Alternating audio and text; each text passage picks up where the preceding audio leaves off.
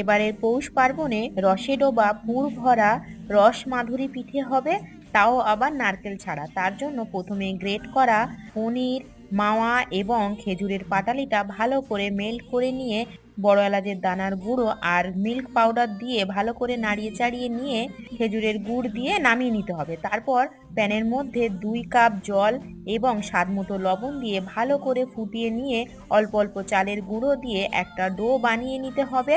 তারপর ডোটা ভালো করে মেখে নরম করে নিয়ে হাতে তেল দিয়ে একটা লেচি কেটে খুলির মতো করে নিতে হবে।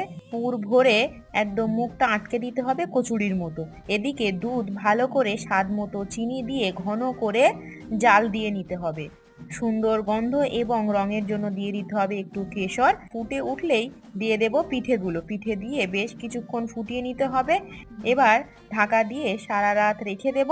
সকালে বেলায় খেতে হবে কিন্তু অসাধারণ।